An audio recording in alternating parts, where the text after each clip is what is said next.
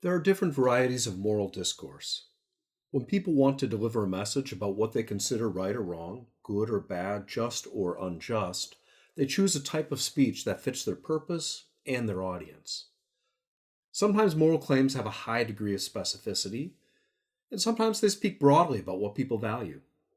Sometimes a moral argument will focus on a person's ideals, and sometimes it offers more a pragmatic proposal, one that seeks to offer an incremental improvement in a situation.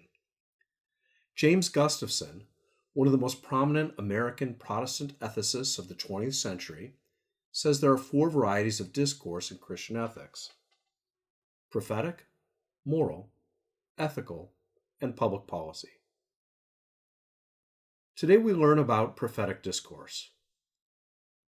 Prophetic discourse builds on the biblical tradition of prophecy. Biblical prophecy makes broad, sweeping claims. Some of these claims are indictments of evil or of apostasy. Others proclaim a vision for justice. The prophets use vivid imagery, symbolic language, and striking metaphors. Generally speaking, prophetic discourse focuses on the root causes of evil in a society, both as they dwell in people's hearts and as they persist in cultures and in social institutions. They stoke strong emotional responses designed to inspire people to act against evil and in favor of fidelity and justice. Prophetic speech today often has roots in biblical imagery. When speaking prophetically, speakers use symbols closely associated with people's cherished values or their most despised evils. Often prophetic discourse strikes an apocalyptic tone, warning people that the present order is going to disappear, whether this is a valued order that we could lose or a detested order that we'll be happy to see gone. Either way, it conveys a sense of urgency. Jesus speaks apocalyptically in several instances during the Gospels.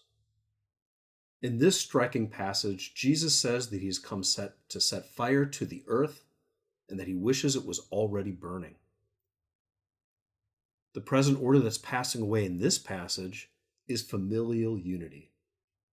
Jesus' words here stand in stark contrast with typical depictions of Christian family values.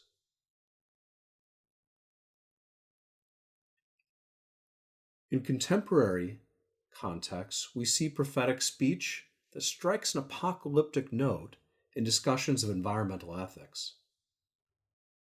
Concern for climate change caused by carbon dioxide emissions from burning fossil fuels has reached a decisive turning point. Many scientists think that climate change provoked by our current energy economy cannot be reversed. Because of the projected ecological, human, economic, and social costs associated with climate change, prophetic speech about the environment, when directed to the issue of climate change, urges people to act now and not to delay any further. Prophetic discourse in the Bible sometimes delivers harsh indictments, and the prophets do not mince words when calling out those responsible for social evil, particularly when the people they address have great wealth or status. This is particularly so when those with wealth and status take advantage of people who are weak or poor, or when they fail in the obligations of fidelity to God and care for neighbor. First Isaiah, for example, condemns Israel in his day as a sinful people, though they are children of a great nation. Jesus condemns some of the religious leaders of his day as blind people who purport to serve as guides for the blind. We see similar prophetic condemnations of people today when we see speech that condemns those who profited from the sale of addictive painkillers, despite mounting evidence that millions of Americans had developed drug abuse disorders while using these medicines.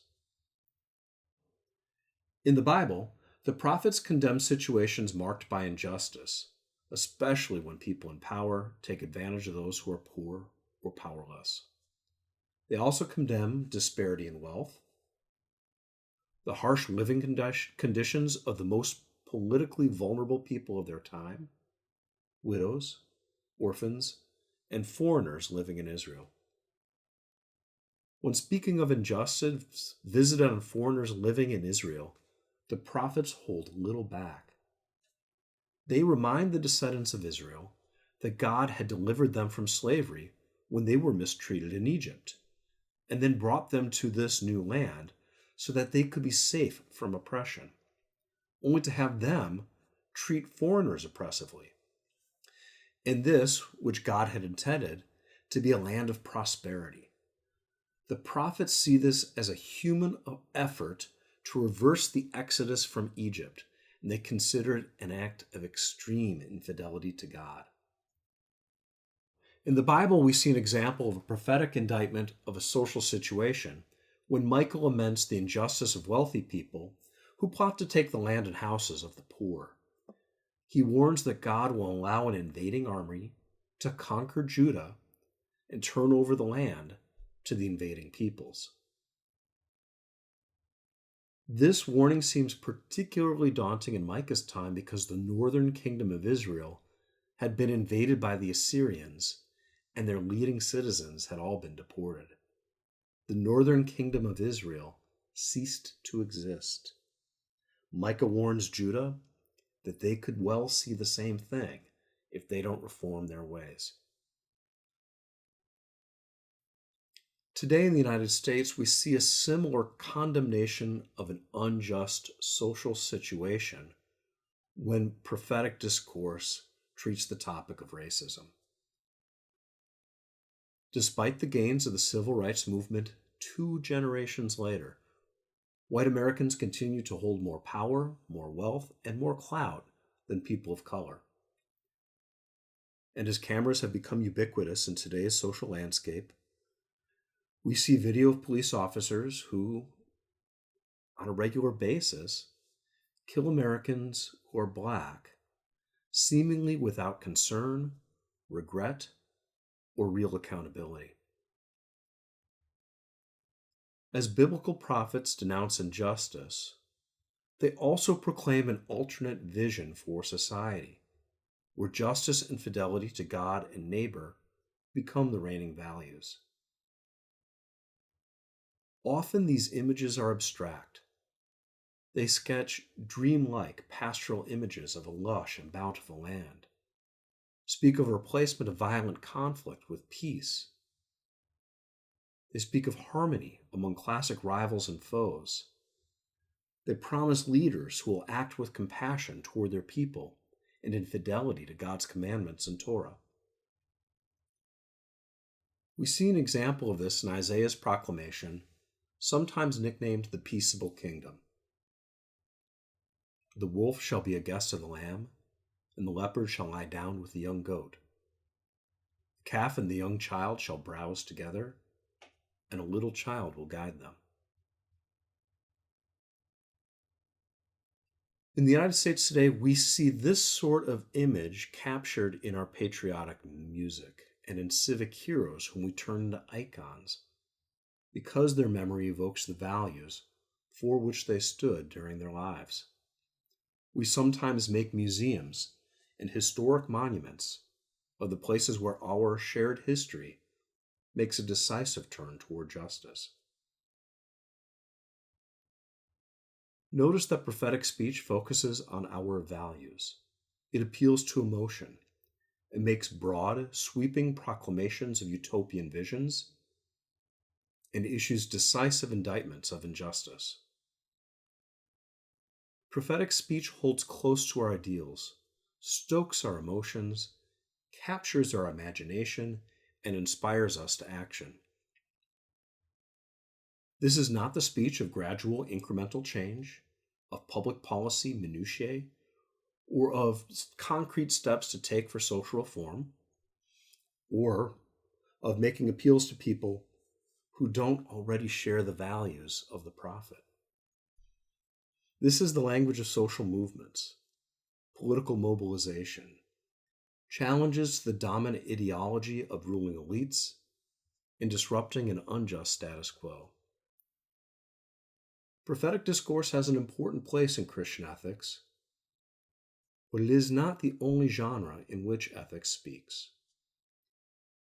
In summary, ethical discourse tends to take on a given genre depending on the audience, the purpose, the extent to which people are naming ideals, or the extent to which they're promoting a pragmatic course of action. Christian ethics tends to take one of four genres: prophetic discourse, moral discourse, ethical discourse, and public policy discourse. Biblical prophetic discourse tends to offer stark indictments, dreamy portraits of social ideals, vivid imagery that appeals to emotion, calls to uproot the causes of injustice, especially with failures of leadership, and it calls for unflinching commitment to God and to justice for God's people.